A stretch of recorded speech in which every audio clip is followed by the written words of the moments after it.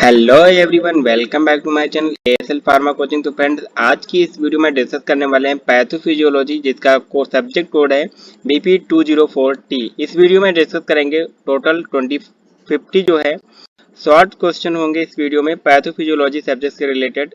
बात करें इस वीडियो में जो है डिस्कस करेंगे यूनिट 1 से लेके यूनिट 5 तक सारे शॉर्ट क्वेश्चन डिस्कस करेंगे। तो फ्रेंड्स स्टार्ट करते हैं। My name is Aman, also NIPER GPAT qualified. तो फ्रेंड्स स्टार्ट करते हैं। सबसे पहले बात कर लेते हैं यहाँ पर क्वेश्चन नंबर 1। अगर क्वेश्चन नंबर 1 की बात करते हैं जो कि होने वाला है यहाँ पर, define the cellular adaptation. Cellular adaptation की अगर बात करते हैं यहाँ पर, जो सेलुलर एडेप्टेशन की बात करें, state that lies the intermediate between the normal unstressed cell and injured over the state cell. देखो, जो बात करते हैं, जो ये सेलुलर एडेप्टेशन होता है, ये इंटरमीडिएट बात करते हैं, जो सेल होती है, नॉर्मल सेल होती है और जो इंजर्ड सेल होती है, उसके बीच का जो फेस होता है, this is called cellular adaptation. Cell जो होती है क्या होती है, एडाप्ट हो रही होती है नॉर्मल सेल से इंजर्ड सेल में। इसमें बात करते हैं सेल जो है, सेल का एडेप्टेशन जो होता है नॉर्मल भी होता है, नॉर्मल फिजियोलॉजिकल एडेप्टेशन होता है सेल का, और अब नॉर्मल कंडीशन में भी होता है जब सेल इंजर्ड होती है। ठीक है, जब अब नॉर्मल रहती है तब भी सेलुलर एडेप्टेशन हो सकता है और नॉर्मल में भी होता है। ठीक है, दोनों तरह से सेलुलर एडेप्टेशन होता है। अगर सेलुलर एडेप्टेशन की बात करते हैं तो 5 मेजर टाइप्स होते हैं जो कि सेलुलर एडेप्टेशन के यहाँ पर बात करते हैं, लाइक जैसे एट्रोपी हो गया, हाइपरट्रॉफी हो गया, हाइपरप्लेसिया, डिस्प्लेसिया और मेटाप्लेसिया। तो ये सारे पॉइंट्स होते हैं जो कि सेलुलर एडेप्टेशन में यूज होते हैं, ये सारे पॉइंट्स। और यहाँ पर बात कर लेते हैं, यहाँ पर आप स्ट्रक्चर के थ्रू समझिए एक बार यहाँ पर सेलुलर एडेप्टेशन कैसे होता है। तो अगर बात करते हैं, लाइक जैसे कि नॉर्मल सेल है, कोई नॉर्मल सेल है, इसका एडेप्टेशन हो गया, यानी कि सेल जो होती है वो चेंज हो रही है, अपना मॉर्फोलॉजी चेंज कर रही है। ठीक है, यहाँ पर देखिए ये एट्रोपी के थ्रू एडेप्टेशन हुआ, हाइपरप्लेसिया हुआ, ये देखिए कितने सारे सेल्स हो गए, हाइपरट्रॉफी हुआ, मेटाप्लेसिया हुआ, डिस्प्लेसिया हुआ। तो ये सारे इस तरह से सेल जो होती है एडाप्टेशन होता है सेल का, एक मतलब कि नॉर्मल सेल से अदर सेल में एडाप्टेशन हो जाता है सेल का। ठीक है, तो इस तरह से सेल एडाप्टेशन होता है। ये जितने भी ये वाले पॉइंट्स हैं, ये सारे डिस्कस करेंगे आगे, ये काफ़ी ज़्यादा इंपॉर्टेंट हैं। ठीक है फ्रेंड, नेक्स्ट क्वेश्चन की तरफ बात करते हैं। अगर नेक्स्ट क्वेश्चन जो होने वाला है यहाँ पर, क्वेश्चन नंबर 2, जो कि what are the intracellular accumulation, क्या होता है इंट्रासेलुलर अकुमुलेशन की अगर बात करते हैं, इंट्रासेलुलर अकुमुलेशन जो होता है, it occurs due to the accumulation of the normal cellular substance. ये जो होता है नॉर्मल सेलुलर जो होता है, सेलुलर सब्सटेंस होता है, अकुमुलेट हो जाता है, such as the water, lipid, carbohydrate, protein and abnormal substance जैसे कि बात करते हैं जो कि एक्सोजेनस इंडोजेनस इनटू टिश्यू होते हैं, ये होता है सेलुलर अकुमुलेशन, यानी कि सेल में अकुमुलेट हो जाना, फिल हो जाना। ठीक है, एक तरह से कह सकते हैं इकट्ठा हो जाना, अकुमुलेट हो जाना। ठीक है, इस तरह से बात करते हैं। अगर एक्सोजेनस इंक्लूड जैसे कि हम बात करते हैं मिनरल प्रोडक्ट हो सकते, इन्फेक्शन एजेंट्स हो सकते हैं, या फिर इंडोजेनस इंक्लूड द सिंथेटिक और मेटाबोलाइट प्रोडक्ट, दोनों सारे ये सारी चीज़ें हो सकती हैं जो कि इंट्रासेलुलर सेल के अंदर जो होता है अकुमुलेट हो जाती हैं। ठीक है, यही होता है cellular intracellular accumulation. It may be transient, reversible, permanent. ये रिवर्सिबल भी हो सकता है, यानी कि नॉर्मल सेल है, नॉर्मल सेल से सेल में फैटी लीवर जैसे कि ये कंडीशन है, यहाँ पर जो बात किया जैसे कि प्रोटीन, कार्बोहाइड्रेट, वाटर, ये सब इकट्ठा हो गया, अकुमुलेट हो गया, ये रिवर्सिबल रहता है, ये अगेन वापस भी आ सकता है। ठीक है, रिवर्सिबल भी रहता है, परमानेंट भी हो सकता है, ये दोनों तरह से हो सकता है। ठीक है, may be the harmless but occupationally harmful हो जाता है, मे बी ये हार्मफुल रहता है, वैसे तो हार्मफुल नहीं रहता है, हार्मलेस रहता है, बट ये जब कंडीशन सीरियस हो जाता है या अब नॉर्मल तरीके से अकुमुलेशन हो जाता है तो ये हार्मफुल हो जाता है। It may be the cytoplasmic और न्यूक्लियस, ये साइटोप्लाज्मिक और न्यूक्लियस में भी इकट्ठा हो सकता है इस तरह से। ठीक है, तो ये इस तरह से ये पॉइंट्स होता है हमारा इंट्रा सेलुलर अकुमुलेशन। इंट्रा का मतलब होता है अंदर की तरफ और सेलुलर मतलब सेल। ठीक है, सेल के अंदर की तरफ जो अकुमुलेशन होता है, ये सारे फैट्स, लीवर, जैसे कि हम बात करते हैं कार्बोहाइड्रेट, प्रोटीन, इन सब का, this is called intra cellular accumulation. ठीक है, नेक्स्ट क्वेश्चन की तरफ बात करते हैं। क्वेश्चन नंबर 3 जो है यहाँ पर, describe the myocardial infection. Brief brief में इसको एक्सप्लेन करना है, मायोकार्डियल इन्फेक्शन जो होता है। इसको हार्ट अटैक भी बोलते हैं, मायोकार्डियल इन्फेक्शन को हार्ट अटैक भी बोलते हैं। Happens of the one more areas of the heart muscle does not gate of the enough oxygen, यानी कि जो हार्ट की मसल्स होती हैं, हार्ट मसल जो होती हैं, उनको इनफ जो है रिक्वायर्ड क्वांटिटी में जो ब्लड चाहिए होता है वो नहीं मिलता है। यही होता है जिसकी वजह से when blood flow of the heart muscle is block, क्योंकि हार्ट मसल ब्लॉक हो जाती है जिसकी वजह से ब्लड फ्लो प्रॉपर नहीं होता है हार्ट में।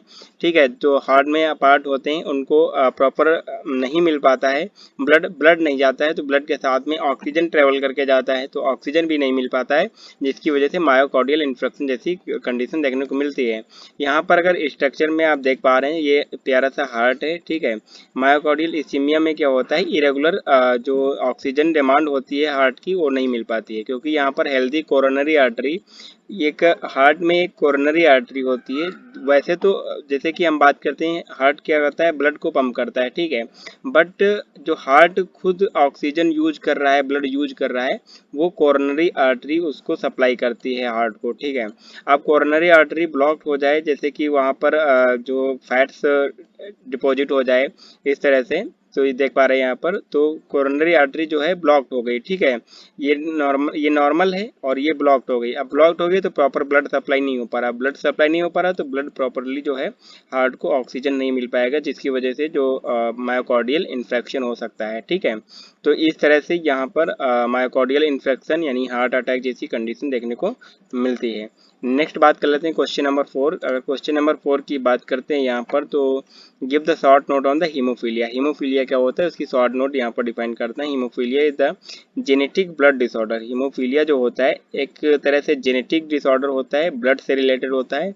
That happens when your blood does not clot, यानी कि ब्लड क्लॉट नहीं हो पाता है प्रॉपरली हीमोफीलिया की कंडीशन में। Make your bleeding so down stop, यानी कि जो ब्लड ब्लीडिंग हो रही है वो स्टॉप नहीं हो पाएगी। इस तरह से ये होता है हमारा हीमोफीलिया। ठीक है, हीमोफीलिया की अगर बात करते हैं, हीमोफीलिया 2 टाइप्स के होता है, haemophilia A, haemophilia B. Haemophilia A जो होता है, क्लॉटिंग फैक्टर जो होते हैं, ब्लड क्लॉटिंग फैक्टर 8 की वजह से होता है, और क्लॉटिंग फैक्टर 9 से रिलेटेड जो होता है ये हीमोफीलिया बी होता है। इस स्ट्रक्चर के थ्रू हम कंफर्म करेंगे सारे डाउट्स को। अगर बात करते हैं यहाँ पर जो बात करते हैं, थ्रोम्बोसाइट्स प्रेजेंट होते हैं हमारी ब्लड सेल्स में। ठीक है, जैसे ही कोई वुंड्स होता है, वुंड्स का मतलब जैसे ही कोई घाव होता है, कोई इंजरी होती है हमारी ब्लड सेल्स में, ठीक है, वहाँ पे क्या होता है, कोगुलेशन फैक्टर्स होते हैं जो कि एक्टिवेट हो जाते हैं, कोगुलेशन फैक्टर एक्टिवेट हो जाते हैं, जिसकी वजह से वहाँ पर जिस तरह से आप देख सकते हैं क्लॉटेड वुंड जो है क्लॉट हो गया है। ठीक है, यहाँ पर क्लॉटिंग हो चुकी है, ये नॉर्मल कोगुलेशन प्रोसेस चलती है। अब यहाँ पर हीमोफीलिया की कंडीशन में देखते हैं, हीमोफीलिया की कंडीशन जो होती है विदाउट कोगुलेशन फैक्टर, यहाँ पर जो इंजरी हुई, वुंड हुआ, घाव हुआ, जैसे कोई भी चोट लगी, यहाँ पर ब्लीडिंग होने लगी। ठीक है, ब्लीडिंग होने लगी इस तरह से, तो यहाँ पर कोई भी कोगुलेशन फैक्टर एक्टिव है हाई नहीं। ठीक है, हीमोफीलिया की वजह से, क्योंकि ये जो क्लॉटिंग फैक्टर की डिफिशियंसी हो जाती है 9 और 8, इसकी वजह से होता है यहाँ पर हीमोफीलिया। ठीक है, तो यहाँ पर क्लॉटिंग फैक्टर है ही नहीं, तो जिसकी वजह से जो ब्लीडिंग होती है वो प्रॉपर होती रहेगी। ठीक है, ज़्यादा होती रहेगी, ये जल्दी से कोगुलेशन नहीं होगा। ठीक है, तो यही होता है हीमोफीलिया की कंडीशन। आई होप आपको हीमोफीलिया क्लियर होगा। नेक्स्ट क्वेश्चन की तरफ बात करते हैं। नेक्स्ट क्वेश्चन यहाँ पर होने वाला है question number 5। Define the angiogenesis. Angiogenesis को डिफाइन करना है यहाँ पर। एंजियोजेनेसिस क्या होता है, अगर एंजियोजेनेसिस की बात करते हैं, is the process of the new capillaries forming out the pre existing blood vessel in your body. Body में जो बात करते हैं, जैसे कि पहले से कोई ब्लड वेसल्स है, वहाँ पर एक कैपिलरी को फॉर्म किया जाता है, बनाया जाता है, ऐड किया जाता है। प्री एग्जिस्टिंग जैसे कोई ब्लड वेसल्स है, उसमें कोई आगे की तरफ ब्लॉकेज हो गया, तो वहाँ से जो एंजियोजेनेसिस के थ्रू, प्रोसेस के थ्रू क्या किया जाता है, एक नई कैपिलरी को ज्वाइन कर दिया जाता है वहाँ पर। ठीक है, फॉर्म कर दिया जाता है। It normally the helpful in the important process thought support of the wound healing supplies of the oxygen rich blood into your organ and tissue. Organ and tissue में ऑक्सीजन रिच ब्लड को supply करने के लिए भी ये process use की जाती है। यहाँ पर स्ट्रक्चर के थ्रू आप देख सकते हैं ये ब्लड वेसल्स है, नॉर्मली ये ब्लड वेसल्स है। यहाँ पर इस प्रोटीन के थ्रू देखिए यहाँ पर एंजियोजेनेसिस की प्रोसेस के थ्रू क्या किया गया है, ये एक नॉर्मल ब्लड वेसल थी और यहाँ से इसको ये फॉर्म कर दिया गया है, ज्वाइन कर दिया गया है। इसी तरह आप यहाँ पर स्ट्रक्चर में देख सकते हैं कि कई सारी ब्लड वेसल्स को यहाँ पर फॉर्म किया गया है through the angiogenesis. This is called angiogenesis, यही होता है एंजियोजेनेसिस। आई होप आपको ये क्लियर होगा। नेक्स्ट क्वेश्चन की तरफ बात करते हैं, क्वेश्चन नंबर 6। अगर क्वेश्चन नंबर 6 की बात करते हैं, यहाँ पर write note on the role of the interleukins inflammation process. जो बॉडी में इन्फ्लेमेशन की प्रोसेस होती है उसमें जो इंटरल्यूकिन्स होता है एक मेडिएटर होता है, इन्फ्लेमेटरी मेडिएटर होता है, इसका क्या रोल होता है उसकी बात करेंगे यहाँ पर। अगर उसकी बात करें इंटरल्यूकिन की, it is the play the vital role the cellular communication. जो सेल का कम्युनिकेशन होता है वहाँ पर एक वाइटल रोल प्ले करता है between the epithelial cell and immune system under the inflammatory condition. Inflammatory condition में जो इंटरल्यूकिन होता है मेडिएटर, ये एक जो होता है कि सेलुलर कम्युनिकेशन में बहुत ज़्यादा इंपॉर्टेंट जो रोल प्ले करता है। क्या करता है यहाँ पर, it is the strongly associated with the inflammatory activity with the interleukin 26। Interleukin जो होता है 17 और sales produce the this interleukin. ये जो सेल्स होती हैं ये इंटरल्यूकिन को प्रोड्यूस करती हैं। यही जो होता है इन्फ्लामेशन में इस तरह से कम्युनिकेशन करके सेल्स में epithelial cells and immune system हो गया, तो इस तरह से काम करता है ये इंटरल्यूकिन, ठीक है, और रिस्पॉन्सिबल होता है इन्फ्लामेशन के लिए। नेक्स्ट क्वेश्चन की तरफ बात करते हैं। यहाँ पर नेक्स्ट क्वेश्चन जो है क्वेश्चन नंबर 7। क्वेश्चन नंबर 7 की अगर बात करते हैं, give short note on the hyperthyroidism and possible reason for the its development. Hyperthyroidism क्या होता है और इसके कैसे ये पॉसिबल रीजन, कौन से रीजन हैं जिसकी वजह से हाइपरथायरॉयडिज्म पॉसिबल होता है। तो अगर हाइपरथायरॉयडिज्म की बात करते हैं, हाइपरथायरॉयडिज्म जो होता है happens when the thyroid gland does not make the enough thyroid hormone. Hypothyroidism, sorry यहाँ पर हाइपोथायरॉयडिज्म की बात किया गया है। हाइपो का मतलब होता है डिक्रीज, यानी कि जो हाइपरथायराइड ग्लैंड होती है, जो थायराइड हार्मोन जहाँ से रिलीज होता है वो डिक्रीज हो जाता है, इनफ अमाउंट में जो होता है नहीं सिक्रेट करती है थायराइड ग्लैंड, यही होता है hypothyroidism. This condition also is called the under active thyroid, यानी कि थायराइड जो होता है जो एक्टिविटी होती है अपनी नॉर्मल एक्टिविटी से कम एक्टिव रहता है, तो ये होता है हाइपोथायरॉयडिज्म। ऑटो इम्यून डिसीज होता है, ये happen when the immune system makes the antibodies to attack the healthy tissue. यानी ऑटो इम्यून डिसीज होता है ये जो हाइपोथायरॉयडिज्म होता है। ऑटो इम्यून डिसीज क्या होता है, जो ऑटो इम्यून डिसीज होती हैं इसमें क्या होता है कि जो बॉडी होती है, बॉडी में जो एंटीबॉडीज प्रेजेंट होती हैं वो हाइपर एक्टिव हो जाती हैं और जो हेल्दी टिश्यू होती हैं उन पर अटैक कर देती हैं, जिसकी वजह से प्रॉब्लम क्रिएट हो जाती है। तो ये भी एक हाइपोथायरॉयडिज्म जो है एक तरह से ऑटो इम्यून डिसीज होती है। अगर sometimes the process of the thyroid gland and affect its ability to make hormone. यहाँ पर सिंपल सा यही है कि जो थायराइड ग्लैंड्स होती है अफेक्ट होती है एबिलिटी मेक हार्मोन। कौन कौन सी एबिलिटी जो होती हैं हार्मोन को बनाने से अफेक्ट करेंगी और हाइपोथायरॉयडिज्म कॉज होगा। तो कौन कौन से रीजंस होते हैं अगर बात करें तो, जैसे कि ऑटो इम्यून डिसीज होता है, थायराइड सर्जरी, थायराइड ग्लैंड में कोई सर्जरी हुई है जिसकी वजह से प्रॉब्लम हो जाए, मेडिकेशन, आयोडीन डिफिशियंसी हुई है या फिर कंजेनाइटल डिसऑर्डर है, radiation therapy, treatment of hyperthyroidism, pregnancy और पिट्यूटरी डिसऑर्डर, इन सारी रीजंस की वजह से जो है हाइपोथायरॉयडिज्म कॉज होता है। तो ये था क्वेश्चन नंबर 7, आई होप आपको क्लियर होगा। नेक्स्ट क्वेश्चन की तरफ बात करते हैं, क्वेश्चन नंबर 8। क्वेश्चन नंबर 8 यहाँ पर होने वाला है डिफाइन ट्यूबरकुलोसिस। अगर ट्यूबरकुलोसिस की बात करते हैं तो सबसे पहले बात करते हैं इंट्रोडक्शन में ट्यूबरकुलोसिस की बात करेंगे। It is the bacterial infection, ये बैक्टीरिया की वजह से कॉज होता है जिसको टीबी बोलते हैं, ठीक है। The most often affect of the your lungs, mostly जो होता है और ट्यूबरकुलोसिस में लंग्स को अफेक्ट करता है जो बैक्टीरिया होता है, ठीक है। Affect also affect the other organ, जैसे अदर ऑर्गन को भी अफेक्ट करता है बट उतना नहीं करता है, बट ज़्यादा अमाउंट में जो होता है लंग्स को ही अफेक्ट करता है।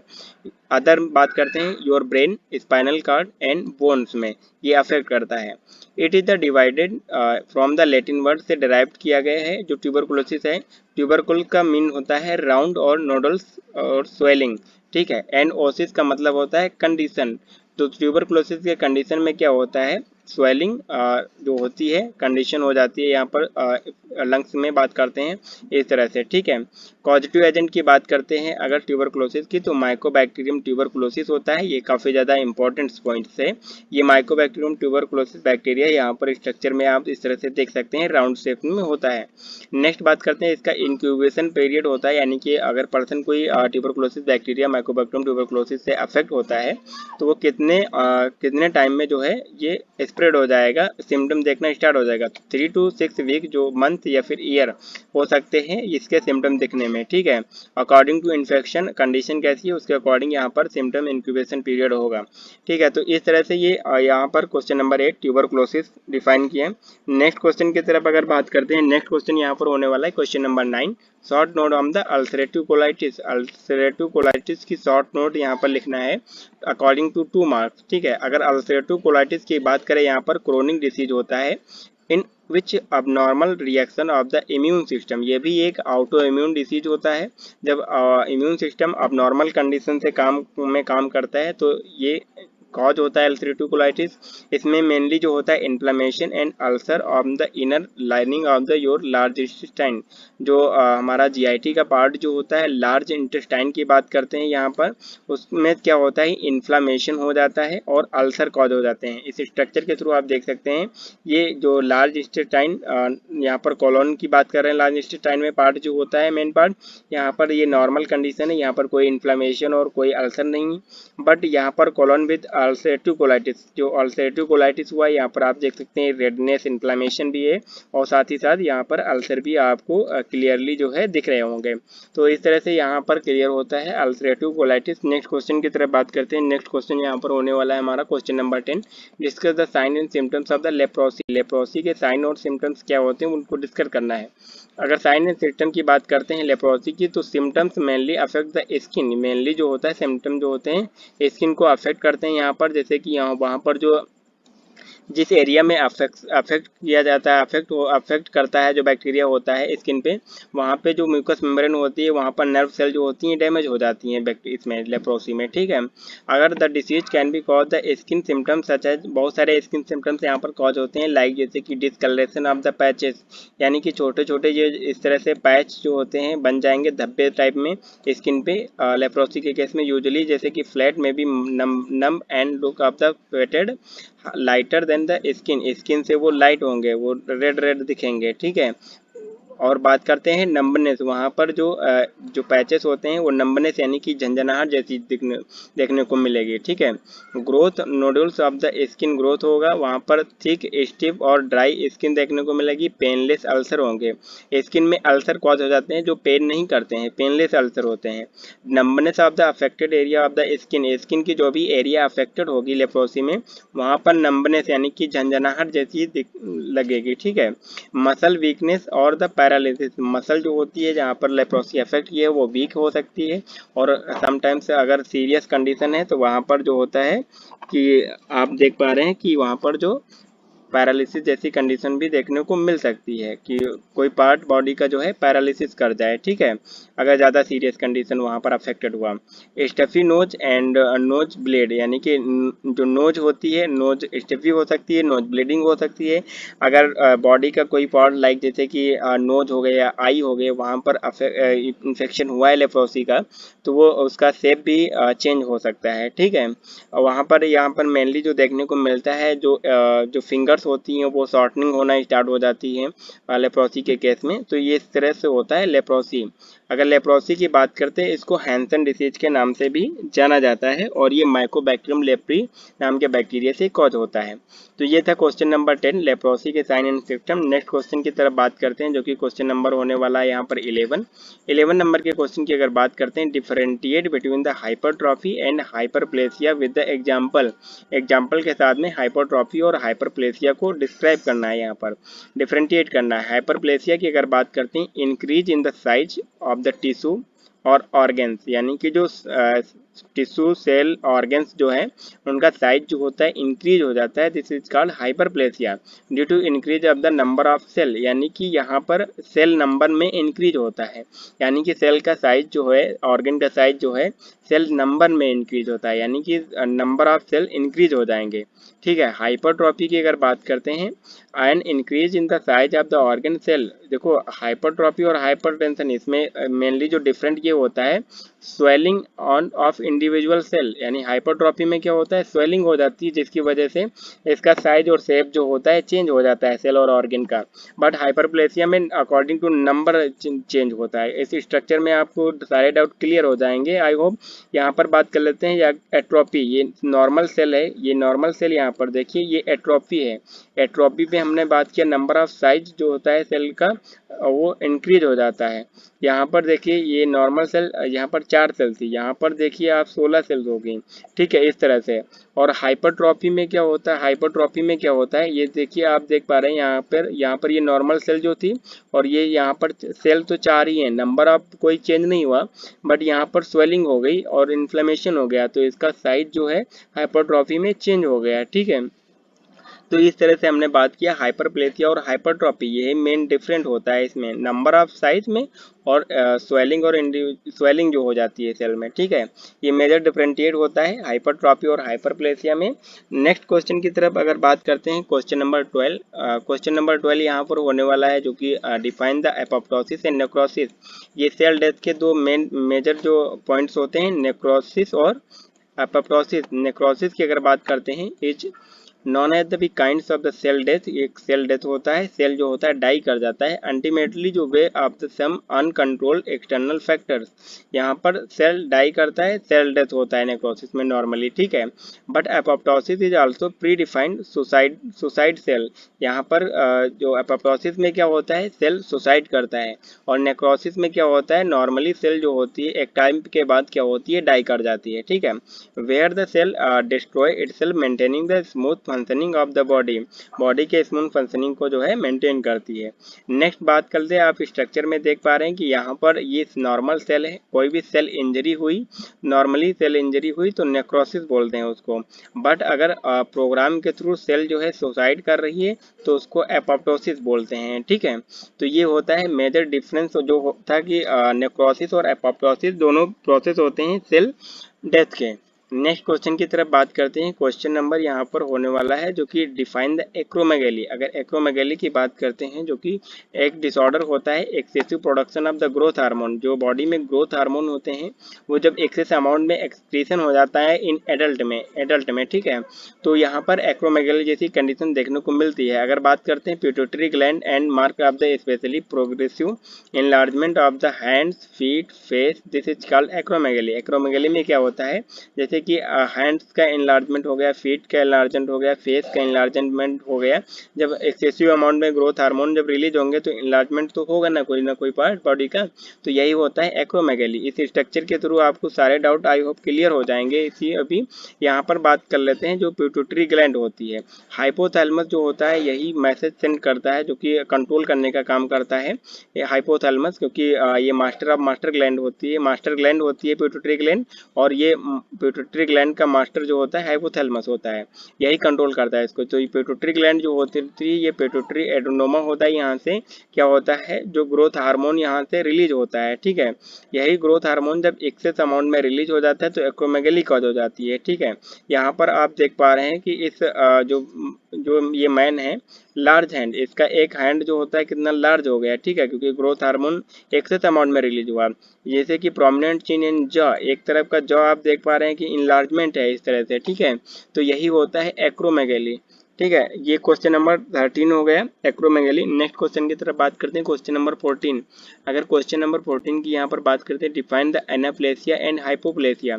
एनाप्लेसिया और हाइपोक्सिया क्या होता है उसकी अगर बात कर लेते हैं तो एनाप्लेसिया विच कम्स ग्रीक वर्ड एना का मीनिंग होता है बैकवर्ड। ठीक है, प्लेसिस का मतलब होता है फॉर्मेशन, यानी कि वो backward formation, mean that of the cell growing reverse, यानी कि सेल की जो ग्रोविंग होती है वो रिवर्स हो जाती है, दिस इज कॉल्ड एनाप्लेसिया। अगर हाइपोक्सिया की बात करते हैं, hypoxia occurs when the oxygen insufficiency deficiency at the tissue level maintain the adequate homeostasis, यानी कि जो ऑक्सीजन की डिफिशियंसी को बोलते हैं हाइपोक्सिया।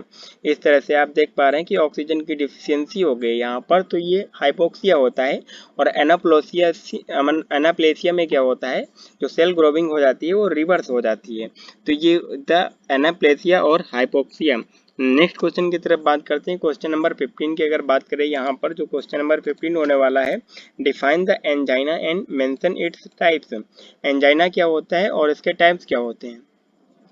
अगर एंजाइना की बात करते हैं, एंजाइना पेक्टोरिस एंजाइना जो होता है, यहाँ पर इनसफिशिएंट अमाउंट में हार्ट को जो ऑक्सीजन मिलना चाहिए वो नहीं मिलता है, this is called angina pectoris. ठीक है। अगर इसके टाइप्स की बात करते हैं, स्टेबल एंजाइना, अनस्टेबल एंजाइना और माइक्रोवैस्कुलर एंजाइना और वैसोस्पैस्टिक एंजाइना, साथ ही साथ रेफ्रैक्टरी एंजाइना, ये एंजाइना के टाइप्स होते हैं। यहाँ पर बात करते हैं जैसे कि जो कोरोनरी आर्टरी होती है, यहाँ पर प्लेग का फॉर्मेशन हो जाता है इन कोरोनरी आर्टरी, जिसकी वजह से ब्लड फ्लो जो होता है वो कम हो जाता है और कई टाइम ये ब्लॉक हो जाती है और रुक जाता है। ठीक है। जिसकी वजह से हार्ट को प्रॉपर ब्लड नहीं मिल पाता है और ऑक्सीजन भी नहीं मिल पाता है, क्योंकि ऑक्सीजन ब्लड के साथ में ट्रेवल करता है। ठीक है, मूव करता है। तो जिसकी वजह से जो हार्ट ऑक्सीजन की डिफिशियंसी हो जाती है हार्ट को। ठीक है। तो ये होता है हमारा एंजाइना और इसके ये टाइप्स होते हैं। आपको ये आई होप क्लियर होगा। नेक्स्ट क्वेश्चन की तरफ बात करते हैं। Question number 16। अगर क्वेश्चन नंबर 16 की यहाँ पर बात करें, जो क्वेश्चन नंबर 16 होने वाला है, define cell death and its type. क्या होता है सेल डेथ और इसके टाइप्स कौन कौन से होते हैं। In the multicellular organism cell death is a critical and active process. एक क्रिटिकल और एक्टिव प्रोसेस होता है cell death, that maintain the tissue homeostasis, जो कि टिश्यू का जो होम्योस्टेसिस होता है उसको मेंटेन करने का काम करता है सेल डेथ। जैसे कि eliminate the potentially harmful cell, जो हार्मफुल सेल होती हैं बॉडी में उनको रिमूव करने के में हेल्पफुल रहते हैं, जो एलिमिनेट करने में हेल्पफुल रहती है। सेल डेथ की प्रोसेस जो होती है, जैसे कि कोई भी एक्सेस अमाउंट में सेल ग्रोथ हो रही है उसको एलिमिनेट करना, कोई हार्मफुल सेल है उसको एलिमिनेट करना डेथ करके, तो इस तरह से काम करती है सेल डेथ। ठीक है। There are the 3 major types of the morphological distinct of the cell death. जैसे कि हम बात करते हैं एपोप्टोसिस, ऑटोफेजी और नेक्रोसिस और एंटोसिस। जैसे कि नेक्रोसिस और एपोप्टोसिस ऑलरेडी पढ़ चुके हैं, जो कि काफ़ी ज़्यादा इंपॉर्टेंट्स हैं। यहाँ पर इस तरह से आप देख सकते हैं। ठीक है। नेक्स्ट क्वेश्चन की तरफ बात करते हैं। क्वेश्चन नंबर अगर बात करें यहाँ पर, क्वेश्चन नंबर 17 की अगर बात करते हैं, व्हाट इज द कैल्सिफिकेशन। अगर कैल्सिफिकेशन की बात करते हैं, जो कि यहाँ पर calcification occurs when you help the buildup excess calcium in your body. Body में जब कैल्शियम का लेवल जो होता है एक्सेस अमाउंट में बिल्ड हो जाता है बॉडी में कैल्शियम डिफरेंट पार्ट्स में, तो इसको कैल्सिफिकेशन बोलते हैं। अगर कैल्सिफिकेशन बात करते हैं, calcium deposit can form all over your body including the your soft tissue, arteries, organs, कई सारे डिफरेंट पार्ट्स में जो होता है कैल्शियम डिपॉजिट हो जाता है। Some calcium deposit are harmful हो जाता है, but other can be sign of the serious health condition. यानी कि यही जो कैल्सिफिकेशन की प्रोसेस होती है, कई टाइम्स क्या होता है कि कैल्शियम डिपॉजिट जो होता है हार्मफुल हो जाता है। ठीक है। और सीरियस हेल्थ कंडीशन कॉज कर देता है। ठीक है। यहाँ पर आप देख पा रहे हैं कैल्सिनेशन, जैसे कैल्शियम डिपॉजिट हो रखा है। यहाँ पर आप देख पा रहे हैं हैंड्स में, फिंगर के साइड में जो यहाँ पर आप देख पा रहे हैं कि इस तरह से कैल्शियम डिपॉजिट हो रहा है। आप ये सोच सकते हैं कितना ये प्रॉब्लम क्रिएट कर रहा होगा। ठीक है। तो ये प्रोसेस होती है कैल्सिफिकेशन की, यानी कि deposition of the calcium in our body.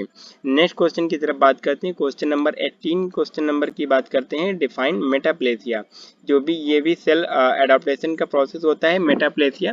मेटाप्लेसिया is defined as the conversion of the one cell type to another cell. It is the can be include the conversion between the tissue specific stem cell. यहाँ पर conversion होता है cell का one cell to another cell में। यहाँ पर आप देख पा रहे हैं कि इस तरह से ये नॉर्मल सेल सीक्वेंस है और ये यहाँ पर कॉलमनर मेटाप्लेसिया हुआ है। इस तरह से ये सेल चेंज हो गई है, एक सेल से अनदर सेल में इसका कन्वर्जन हो गया है। ठीक है। तो यही होता है मेटाप्लेसिया। नेक्स्ट क्वेश्चन की बात करते हैं। क्वेश्चन नंबर 19 की अगर बात करें, यहाँ पर जो कि होने वाला है टाइप्स ऑफ एपिलेप्सी। एपिलेप्सी एक सीएनएस डिसऑर्डर होता है। ठीक है।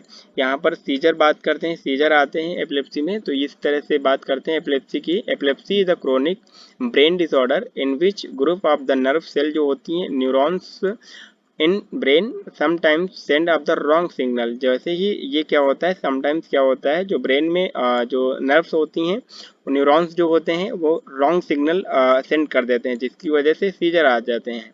आप सीजर यहाँ पर टाइप पूछे गए हैं, तो टाइप आप लिख सकते हैं, जैसे atonic seizure, atypical absent seizure, clonic seizure, epileptic infantile seizure, spasm, febrile seizure, focal bilateral tonic clonic seizure हो गया, जिसको सेकेंडरी जनरलाइज सीजर भी बोलते हैं, फोकल अवेयर सीजर, जिसको सिंपल पार्शियल सीजर भी बोलते हैं। तो ये सारे टाइप्स होते हैं सीजर के, ठीक है, यानी कि एपिलेप्सी के टाइप्स होते हैं। नेक्स्ट क्वेश्चन की तरफ बात करते हैं, क्वेश्चन नंबर 20 की अगर बात करें यहाँ पर, जो question number 20 the causative agent of gonorrhoea, gonorrhoea के कॉजेटिव एजेंट की बात करते हैं अगर, तो गोनोरिया एक इन्फेक्शियस डिसीज होता है, जो कि gonorrhoea is cause by the bacteria के द्वारा कॉज किया जाता है, जिसका नाम होता है नेसेरिया और गोनोरिया, ठीक है, नेसेरिया गोनोरिया इसका नाम होता है बैक्टीरिया का, जो कि गोनोरिया को कॉज करता है। The gonorrhoea bacteria are most often passed from the one person to another person में पास होता है ये during the sexual contact including the oral anal vaginal intercourse के दौरान ये इंटर करता है एक दूसरे में, जो होता है ट्रांसफर होता है बैक्टीरिया और इन्फेक्शन को कॉज कर सकता है। आप इसका स्ट्रक्चर देख सकते हैं, कुछ इस टाइप से दिखता है नेसरिया गोनोरिया, जो बैक्टीरिया होता है जो कि गोनोरिया को कॉज करता है। नेक्स्ट क्वेश्चन की तरफ बात करते हैं, क्वेश्चन नंबर 21 की अगर बात करें यहाँ पर, जो कि what is that peptic ulcer. Peptic ulcer क्या होता है, अगर पेप्टिक अल्सर की बात करते हैं यहाँ पर, तो पेप्टिक अल्सर इज सोर on the lining of the your stomach. Stomach में लाइनिंग में क्या होता है, यहाँ पर अल्सर कॉज हो जाता है, यानी कि सोर जिसको बोलते हैं, और स्मॉल इंटेस्टाइन में भी कॉज होता है, इसोफेगल में भी कॉज होता है अल्सर। तो यहाँ पर हम बात कर रहे हैं पेप्टिक अल्सर की, ठीक है। अब peptic ulcer in the stomach is called the gastric ulcer भी बोलते हैं, क्योंकि गैस्ट्रिक की जो लाइनिंग होती है, स्टमक की जो लाइनिंग होती है, यहाँ पर आप स्ट्रक्चर में देखिए, यहाँ पर इस तरह से अल्सर कॉज हो गया। अल्सर क्यों कॉज होता है, क्योंकि एक्सेस अमाउंट में क्या होता है, एसिड का सेक्रेशन हो जाता है, जिसकी वजह से जो म्यूकस की लेयर हो जाती है रैप्चर हो जाती है और अल्सर कॉज हो जाता है, ठीक है। यहाँ इसी तरह ड्यूडेनल अल्सर होता है, जो कि peptic ulcer that develop in the first part of the small intestine duodenum, यानी कि जो स्मॉल इंटेस्टाइन का फर्स्ट पार्ट होता है ड्यूडेनम, यहाँ पर भी जो अल्सर कॉज होता है, ठीक है। तो इस तरह से बात करते हैं पेप्टिक अल्सर की, ठीक है। इसमें बहुत सारी ड्रग्स यूज करते हैं, लाइक जैसे ओमेप्राजोल, रेनिटिडिन, ये सारी ड्रग्स यूज की जाती हैं पेप्टिक अल्सर में। नेक्स्ट क्वेश्चन की बात करते हैं, question number 22 causative agents of the syphilis. Syphilis एक ये भी सेक्सुअली ट्रांसमिटेड डिसीज होती है और ये कॉज हो जाती है, बैक्टीरिया से कॉज हो जाती है सिफिलिस। अगर इसके बैक्टीरिया कॉजेटिव एजेंट की बात करते हैं तो इसको ट्रोपनेमा पैलिडियम इसका बैक्टीरिया होता है, जिसकी वजह से कॉज हो जाती है।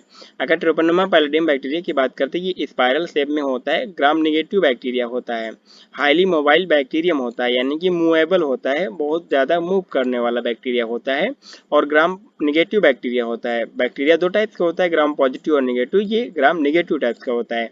आप इस स्ट्रक्चर में देख पा रहे हैं कि ये स्पाइरल शेप में है, ग्राम निगेटिव है और हाईली ये मूव कर पा रहा है, ठीक है। इसका नाम क्या है, ट्रोपनेमा पैलिडियम, ये याद रखिए कॉजेटिव एजेंट, ठीक है। अकॉर्डिंग टू 2 मार्क्स, आप अगर ये नाम भी लिख देंगे तो आपको मार्क्स मिल जाएंगे। नेक्स्ट क्वेश्चन की तरफ बात करते हैं, क्वेश्चन नंबर 23। अगर क्वेश्चन नंबर 23 की यहाँ पर बात करते हैं, what is the causative agent of the typhoid. Typhoid का कॉजेटिव एजेंट क्या है, अगर टाइफाइड के कॉजेटिव, टाइफाइड एक तरह से फीवर होता है, जो कि सॉल्मोनेला टाइफी जो बैक्टीरिया होता है, ये भी बैक्टीरिया की वजह से कॉज होता है, जिसका नाम सॉल्मोनेला टाइफी होता है, कॉज होता है, ठीक है। आप इस बैक्टीरिया को देख पा रहे हैं कि ये फ्लैजेला होता है, न्यूक्लियड प्रेजेंट होता है इस बैक्टीरिया में, प्लाज्मिड होता है, इस तरह से इसका स्ट्रक्चर होता है टाइफाइड बैक्टीरिया जो होता है सॉल्मोनेला टाइफी। बट यहाँ पर मेन इंपॉर्टेंट पॉइंट्स ये है कि आप कॉजेटिव एजेंट याद रखिए, सॉल्मोनेला टाइफी। नेक्स्ट क्वेश्चन की तरफ बात करते हैं, क्वेश्चन नंबर 24 जो यहाँ पर होने वाला है, 24 what is the cause of the osteoporosis. Osteoporosis कैसे कॉज होता है, तो यहाँ पर सिंपल सा बात कर लेते हैं। ऑस्टियोपोरोसिस क्या होता है, इज द बोन डिसीज होती है जो कि डेवलप होती है, bone mineral density, bone mass decrease हो जाता है, और when the structure and strength bone change, यानी कि यहाँ पर ऑस्टियोपोरोसिस में क्या होता है, जो डेवलप हो जाता है बोन में जो मिनरल डेंसिटी होती है, बोन का मास जो होता है वो डिक्रीज हो जाता है, साथ ही साथ बोन का स्ट्रक्चर भी और स्ट्रेंथ भी चेंज हो जाती है।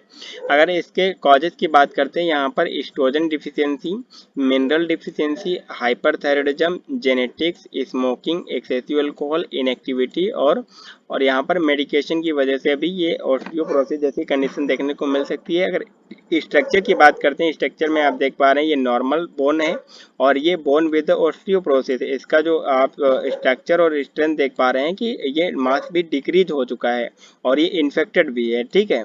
तो इस तरह से ये होता है ऑस्टियोपोरोसिस। नेक्स्ट क्वेश्चन की बात करते हैं, क्वेश्चन नंबर 25 की अगर बात करें, यहाँ पर जो क्वेश्चन नंबर 25 होता है, enlist the type of the cancer. Cancer कितने टाइप का होता है उसको बात करना है यहाँ पर। तो कैंसर की बात करते हैं, लाइक जैसे brain tumour, lungs tumour, ovarian tumour, testicular tumour होता है, multiple myeloma, acute myeloma, cancer testis, Hodgkin disease होता है, जैसे कि first stage, second, third, fourth, ये सारी स्टेज होती हैं इसकी। जैसे माइलोइड कैंसर, विल्म्स ट्यूमर हो गया, chronic myeloid leukaemia, highly effective breast cancer होता है इसके में यहाँ पर, highly effective prostate cancer, carcinoma, colon cancer, pancreatic cancer, non Hodgkin cancer, lymphoma. तो ये सारे इसके टाइप्स होते हैं कैंसर के। आप अगर यहाँ पर हमारे चैनल पर नए हैं तो चैनल को सब्सक्राइब कर लीजिए, वीडियो को लाइक कर दीजिए। अगर कैंसर की डिटेल वीडियो जानना है तो इसको प्लेलिस्ट में आप देख सकते हैं, पैथोफिजियोलॉजी प्लेलिस्ट देखेंगे चैनल पे मिल जाएगी। वहाँ पर पैथोफिजियोलॉजी से रिलेटेड कई सारे लेक्चर ले रखे हैं ऑलरेडी, तो कैंसर भी वहाँ से आप डिटेल में देख सकते हैं। नेक्स्ट क्वेश्चन की तरफ बात करते हैं, क्वेश्चन नंबर 26। अगर क्वेश्चन नंबर 26 की बात करते हैं, what is the wound healing. Wound का मतलब होता है घाव, हीलिंग का मतलब होता है भरना, ठीक है, घाव का भरना, ठीक है।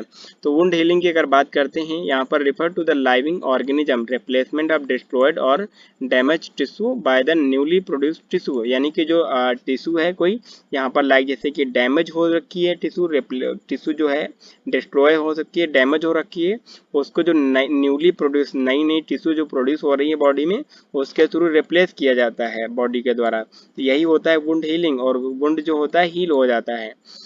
इन undamaged skin, like जैसे epidermis, surface epithelial layer and dermis, deeper connective tissue form the protective barrier against the external environment. और यही तो जो अनडैमेज स्किन होती हैं, इनके द्वारा ये हील किया जाता है, हीलिंग होती है, और ये क्या करती है फिर अगेन ये प्रोटेक्ट करती हैं इन्वायरमेंटल जो होता है, एक्सटर्नल इन्वायरमेंटल जो प्रोटेक्ट करने का काम करता है, इन्वायरमेंटल बैरियर का काम करता है एक तरह से, जो ये न्यूली सिंथेसाइज सेल होती हैं।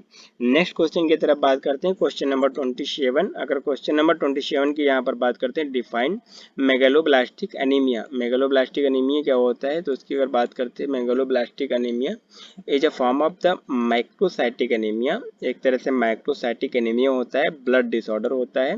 Happen your bone marrow produce the stem cell that make the abnormality large red blood cell.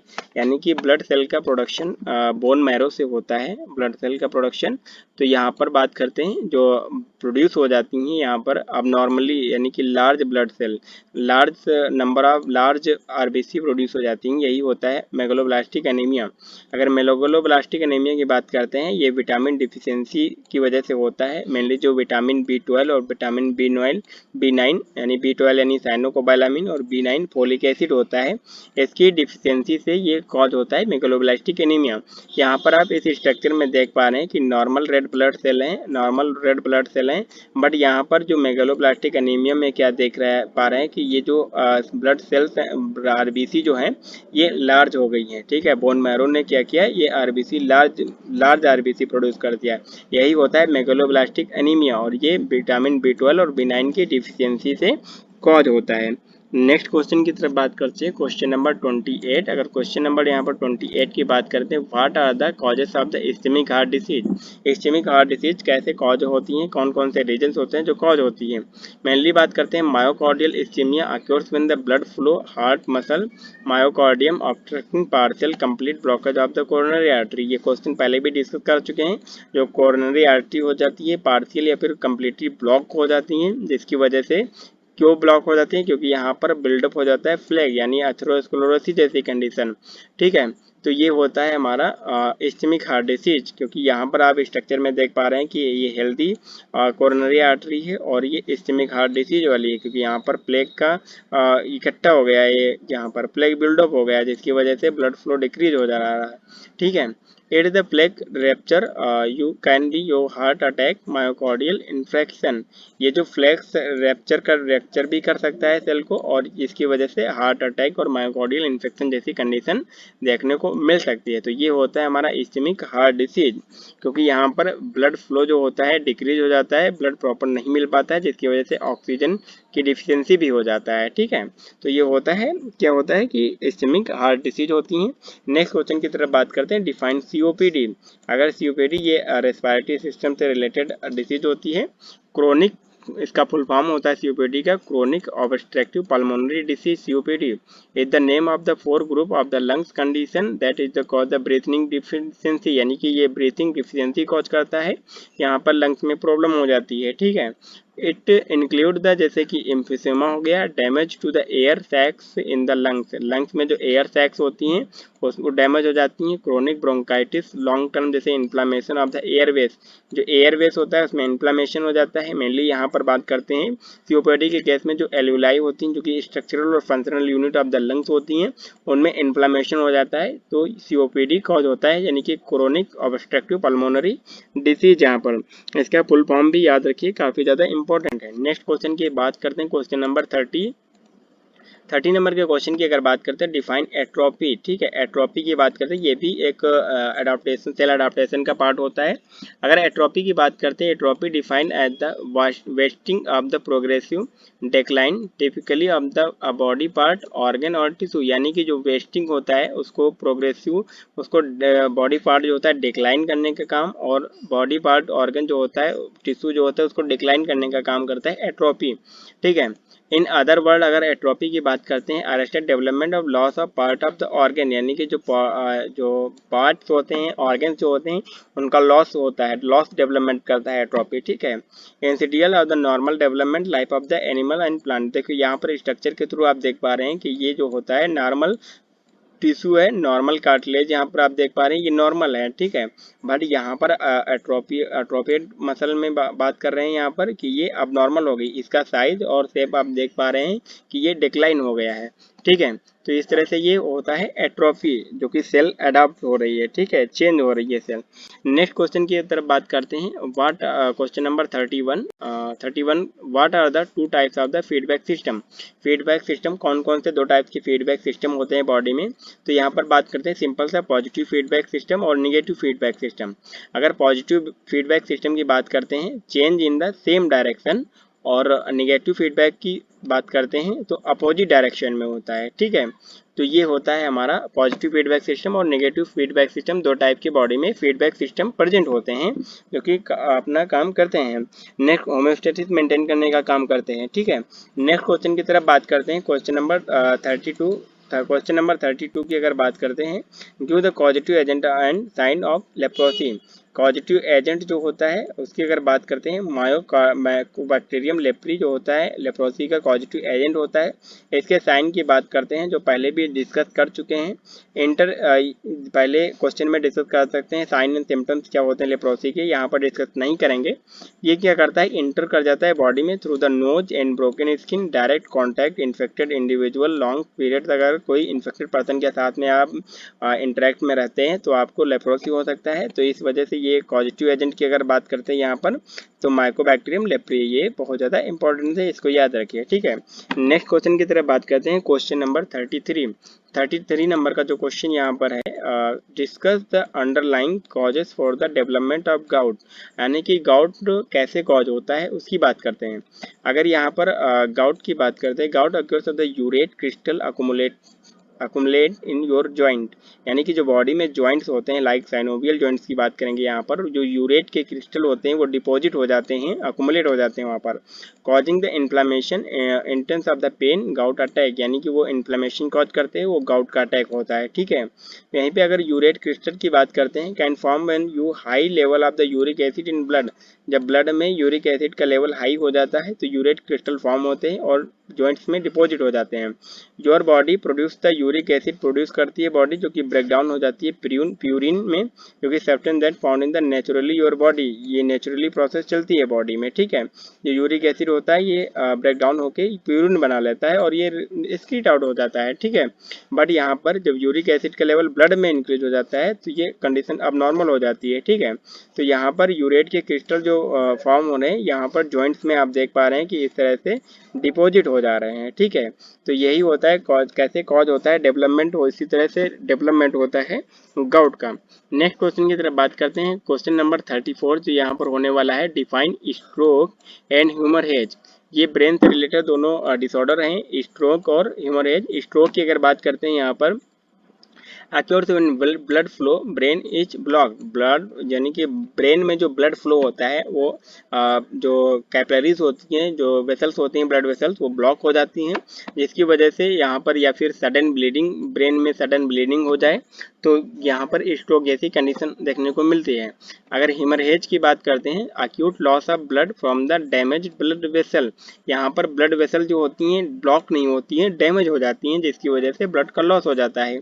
The bleeding can be minor such as when superficial vessel in the skin damage leading to the पैचिसियन and ecchymosis, ठीक है। इस तरह से यहाँ पर ये cause हो सकता है कि ब्लड वेसल जो होती है ये रैप्चर हो जाती है और यहाँ पर ब्लीडिंग होने लगती है। और स्ट्रोक में क्या होता है, ये ब्लड वेसल ब्लॉक हो जाती है, जिसको प्रॉपर ब्लड ही नहीं मिलता है ब्रेन को, ठीक है। तो ये होता है स्ट्रोक। नेक्स्ट कंडीशन बात करते हैं, नेक्स्ट क्वेश्चन नंबर जो है 35 नंबर का क्वेश्चन जो है, give the short notes on the grave disease.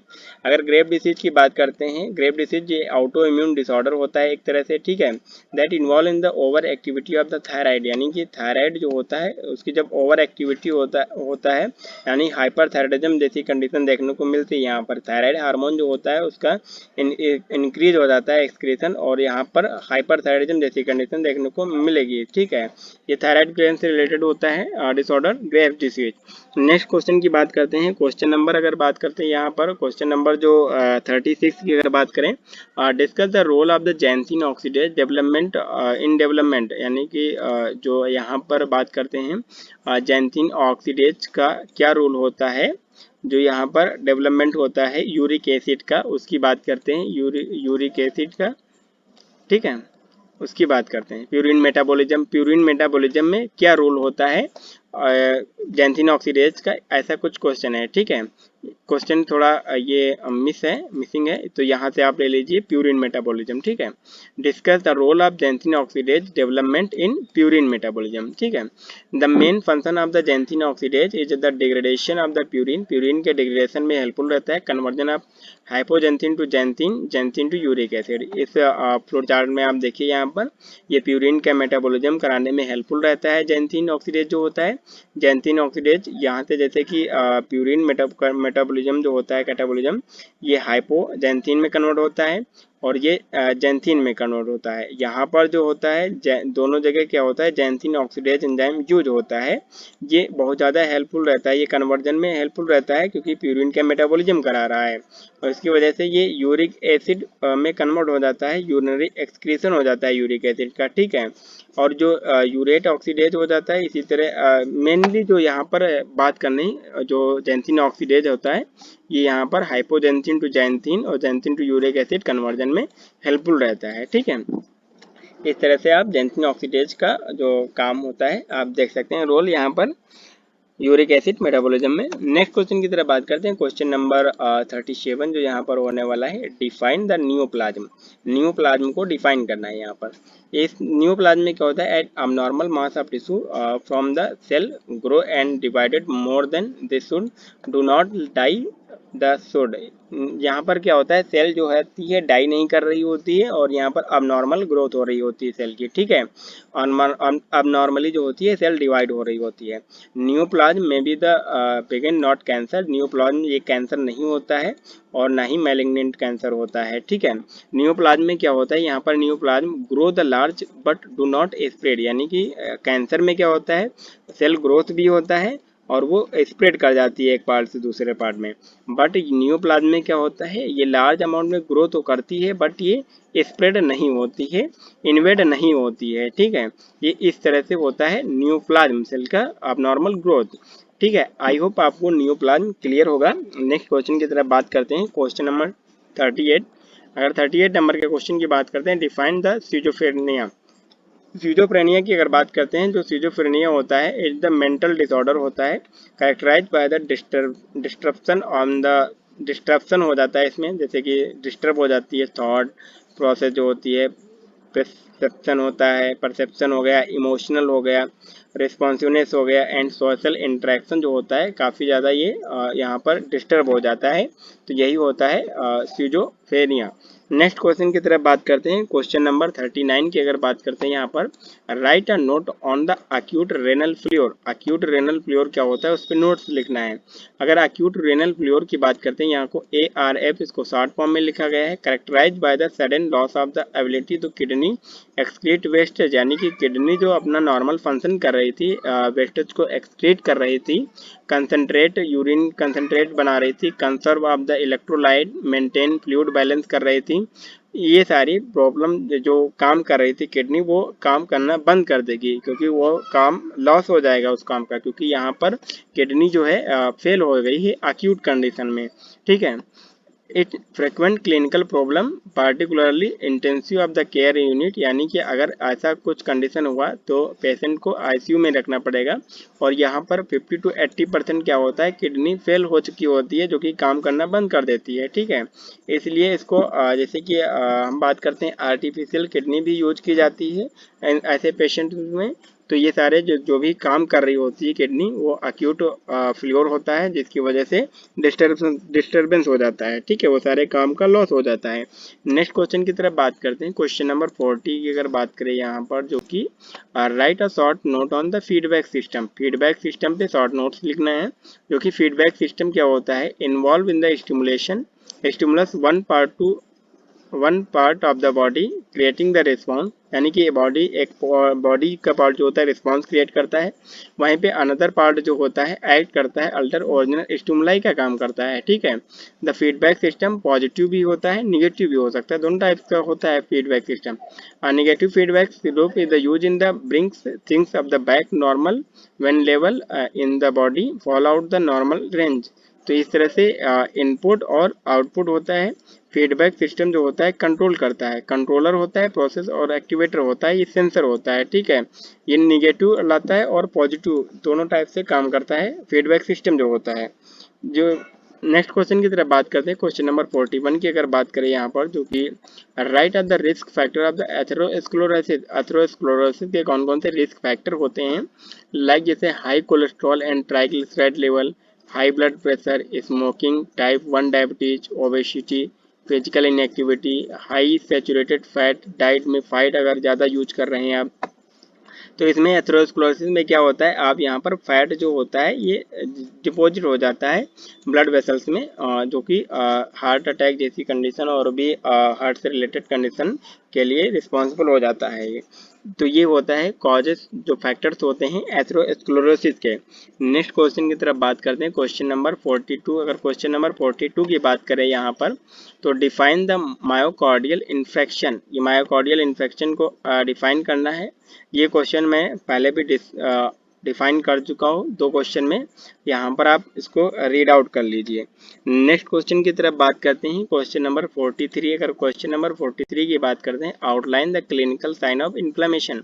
Inflammation के कौन साइन और सिम्टम्स होते हैं, तो वहाँ पर आपको देखने को मिलेगा इन्फ्लेमेशन कौन कौन से, loss of function, heat, pain, redness और स्वेलिंग। आपको कहीं भी इन्फ्लेमेशन होता है वहाँ पर हीट जैसा लगेगा और पेन भी होगा, साथ ही साथ रेडनेस भी दिखेगी और स्वेलिंग भी दिखेगी। इन्फ्लेमेशन का मतलब यही होता है स्वेलिंग, तो स्वेलिंग तो दिखना ही है। तो ये आउटलाइन होते हैं, क्लिनिकल साइन देखने को मिलते हैं in the case of the inflammation. Next question की बात करते हैं, क्वेश्चन नंबर 43 की अगर बात करते हैं, तो enlist the causes of the cell injury. Cell injury के कौन कौन से कॉजेस होते हैं उसकी बात करते हैं। तो यहाँ पर 2 टाइप से कॉजेस होते हैं, एक तो एक्वायर्ड होता है, एक जेनेटिक्स होता है। जेनेटिक तरीके से भी सेल इंजरी हो सकती है और एक्वायर्ड तरीके से। अगर एक्वायर्ड की बात करते हैं, यहाँ पर हाइपोक्सिया और इंसोमिया की वजह से, फिजिकल एजेंट्स बहुत सारे होते हैं उनकी वजह से, केमिकल एजेंट्स और ड्रग्स, माइक्रोबियल एजेंट्स की वजह से सेल इंजरी हो सकती है, इम्यूनोलॉजिकल एजेंट, न्यूट्रिशनल डेरेंजमेंट हो सकता है, साइकोलॉजिकल फैक्टर्स की वजह से भी सेल इंजरी हो सकती है, सेल में इंजरी हो सकती है। लाइक जैसे कि यहाँ पर बात कर रहे हैं, जैसे कि फिजिकली ये जो होता है फिजिकल एनवायरनमेंट की वजह से जो है ये सेल इंजरी हुई है यहाँ पर। तो इस तरह से दो टाइप से सेल इंजरी हो सकती है, एक्वायर्ड कॉज हो सकते हैं और जेनेटिक। ठीक है, एक्वायर्ड में मैंने इतने सारे लिखे, आप 2-3 याद रखिए यहाँ पर, अकॉर्डिंग टू 2 मार्क्स लिख के आइए, फुल मार्क्स मिल जाएंगे। नेक्स्ट क्वेश्चन की तरफ बात करते हैं, क्वेश्चन नंबर जो कि 44 है यहाँ पर, define the hepatitis and right various types. Hepatitis क्या होता है और उसके टाइप्स लिखना है यहाँ पर। अगर हेपेटाइटिस की बात करते हैं, hepatitis is the general terms use in the describe the inflammation of the liver. Liver में जो होता है मेनली इन्फ्लामेशन होता है, इसको हेपेटाइट बोलते हैं। Liver inflammation can be cause by the several various viral infection, जो डिफरेंट वायरस होते हैं उनसे ये कॉज होता है, लाइक जैसे हेपेटाइटिस वायरस। ठीक है, हेपेटाइटिस अगर टाइप्स की बात करते हैं, hepatitis A, hepatitis B, hepatitis C और हेपेटाइटिस डी, और हेपेटाइटिस ई भी होता है और इस तरह से होता है। ठीक है, लेकिन मेनली जो होता है एक्टिव जो होते हैं हेपेटाइटिस ए, बी और सी, ये तीनों एक्टिव होते हैं हेपेटाइटिस। तो इस तरह से ये हो गया हेपेटाइटिस और उसके टाइप्स। नेक्स्ट क्वेश्चन की तरफ बात करते हैं, क्वेश्चन नंबर 45 की अगर बात करें यहाँ पर, write the short note on the Alzheimer disease. Alzheimer disease क्या होता है उस पर शॉर्ट नोट लिखना है। ये सेंट्रल नर्वस सिस्टम से रिलेटेड एक डिसऑर्डर है। यहाँ पर बात करेंगे अल्जाइमर डिसीज ब्रेन डिसऑर्डर होता है that slowly destroy the memory. यहाँ पर मेनली जो अल्जाइमर डिसीज की बात करते हैं, यहाँ पर स्लोली क्या होता है, मेमोरी जो होती है डिस्ट्रॉय हो जाती है, जिसकी वजह से thinking skill, eventually ability to carry the simplest task, like जैसे यहाँ पर इनएबिलिटी टू कम्युनिकेट। यहाँ पर अगर आपकी मेमोरी जो होती है अगर डिस्ट्रॉय हो गई तो यहाँ पर ये सारे सिम्टम देखने को मिलेंगे कि इनएबिलिटी टू कम्युनिकेट, किसी से कम्युनिकेट करने में, बात करने में आपको प्रॉब्लम होगी। Weight loss, the little interest of eating, आपको खाने में इंटरेस्ट नहीं रहेगा। सीजर और difficulty in swallowing, increase the sleeping, ये सारे सिम्टम देखने को मिल सकते हैं। आप यहाँ पर देख पा रहे हैं कि ये हेल्दी नॉर्मल न्यूरॉन होते हैं जो ब्रेन में, ये हेल्दी है। और यहाँ पे ये अल्जाइमर डिसीज है, यहाँ पर क्या होता है कि जो बीटा एम्लॉयड प्रोटीन होती है वो फॉर्मेशन हो जाता है, जिसकी वजह से ये प्रॉब्लम हो जाती है और डिस्ट्रॉय हो जाती है मेमोरी। ठीक है, तो यही होता है mainly Alzheimer disease. Next question की बात करते हैं, क्वेश्चन नंबर 46 की अगर बात करें यहाँ पर, write the short notes on AIDS. अगर एड्स की बात करें यहाँ पर जो शॉर्ट नोट्स लिखना है, AIDS is the late stage HIV infection. HIV infection होता है that occurs when body immune system badly damage. यहाँ पर क्या होता है, बहुत बुरी तरीके से क्या होता है, जो इम्यून सिस्टम होता है डैमेज हो जाता है। ठीक है, अगर यहाँ पर बात करें ह्यूमन इम्यूनो डिफिशियंसी वायरस जो होता है यानी HIV, ये पॉजिटिव एजेंट होता है एड्स का, जिसका फुल फॉर्म होता है एक्वायर्ड इम्यूनो डिफिशियंसी सिंड्रोम। इसका फुल फॉर्म भी याद रखिए, ये भी पूछा जा सकता है। नेक्स्ट ट्रांसमिटेड की बात करते हैं, सेक्सुअल कांटेक्ट और इन्फेक्टेड निडल, जो कि किसी पेशेंट को यूज कर रहे हैं, ब्लड में इंजेक्ट किया निडल, लाइक वो एड्स पॉजिटिव है और दूसरे को कर दिया तो उसको भी कॉज हो जाएगा। ठीक है, तो इस तरह से ये ट्रांसमिटेड होता है जो एड्स होता है। नेक्स्ट क्वेश्चन की तरफ बात करते हैं, क्वेश्चन नंबर 47 की अगर बात करें यहाँ पर, जो कि डिफाइन CHF यानी कंजस्टिव हार्ट फेलियर को डिफाइन करना है। यहाँ पर heart failure long term of the condition in which your heart can not pump the blood. यहाँ पर क्या होता है, हार्ट जो होता है जो सफिशिएंट अमाउंट में रिक्वायर्ड होता है बॉडी को, वो प्रॉपर ब्लड जो होता है पंप नहीं कर पाता है, well enough meet to your body need के अकॉर्डिंग जो होता है ये नहीं कर पाता है ब्लड पंप। ठीक है, इसमें क्या होता है, जो लेफ्ट वेंट्रिकल होता है वहाँ पर अकोमुलेशन हो जाता है ब्लड का और उसका इनलार्जमेंट हो जाता है लेफ्ट वेंट्रिकल का। ठीक है, और ये प्रॉपर जो होता है पंप नहीं कर पाता है ब्लड, जिसकी वजह से कंडीशन CHF जैसी कंडीशन, कंजस्टिव हार्ट फेलियर जैसी कंडीशन देखने को मिलती है यहाँ पर। नेक्स्ट क्वेश्चन की तरफ बात करते हैं, क्वेश्चन नंबर 48 की अगर बात करें यहाँ पर, जो कि हाइपरटेंशन से रिलेटेड बात किया और हाइपरटेंशन की कौन कौन से स्टेज हो जाती हैं जो कि काफ़ी ज़्यादा इंपॉर्टेंट हैं यहाँ पर। अगर हाइपरटेंशन की बात करते हैं, हाई ब्लड प्रेशर होता है, it is the pressure your blood vessels too high, blood pressure जो होता है हाई हो जाता है, लाइक जैसे 140 टू 90 mmHg और इससे भी ज़्यादा हो सकता है। ठीक है, अगर नॉर्मल ब्लड प्रेशर की बात करते हैं तो 120 जो होता है सिस्टोलिक होता है वो, और 80 जो होता है डायस्टोलिक होता है mmHg। ठीक है, अगर यहाँ पर स्टेजेस की बात करते हैं तो मेनली 3-4 स्टेजेस होती हैं, जो कि अगर नॉर्मल बात करते हैं जो सिस्टोलिक 120 टू 130 अगर प्लस माइनस 10 हो सकता है, डायस्टोलिक 85 या फिर 80। ठीक है, अगर हायर नॉर्मल की बात करते हैं तो 130 टू 139 एंड जो डायस्टोलिक ब्लड प्रेशर होता है 85 टू 89 होता है। अगर ग्रेड 1 हाइपरटेंशन की बात करते हैं, यहाँ से पूरी तरह से हाइपरटेंशन जो होता है स्टार्ट हो जाता है। यहाँ पर 140 टू 159 सिस्टोलिक ब्लड प्रेशर और 90 टू 99 डायस्टोलिक ब्लड प्रेशर हो जाता है।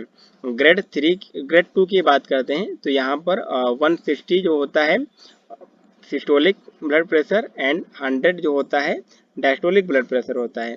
अगर यहाँ पर जैसे कि एक थर्ड स्टेज भी होती है, थर्ड स्टेज की बात करते हैं तो सिस्टोलिक जो होता है ब्लड प्रेशर जो होता है वो 190 हो जाता है और जो डायस्टोलिक ब्लड प्रेशर होता है वो 120 हो जाता है। ये ग्रेड थर्ड होता है, काफ़ी सीरियस कंडीशन हो जाती है थर्ड ग्रेड में। ठीक है, तो ये सारे होता है ग्रेड होते हैं हाइपरटेंशन के, और इसकी डिफिनीशन हो गई हाइपरटेंशन की। नेक्स्ट क्वेश्चन की तरफ बात करते हैं, question number 49, define cancer. Cancer को डिफाइन करना है यहाँ पर।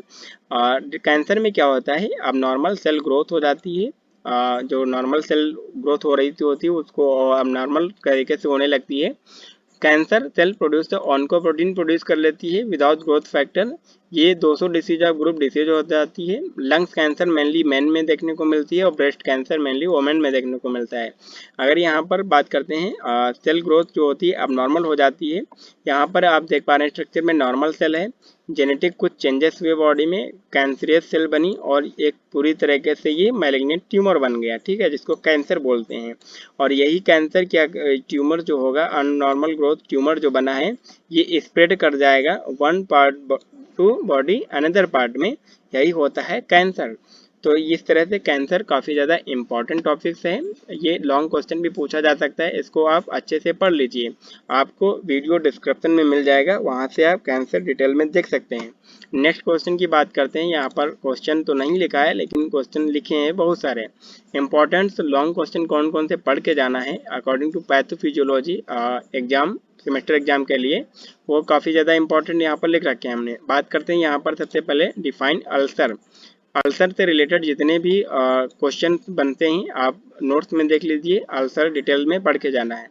एड्स को एक्सप्लेन करना है, डिटेल में पढ़ लेना है, और साथ ही साथ कैंसर और हेपेटाइटिस और उसके टाइप्स को डिटेल में पढ़ लेना है।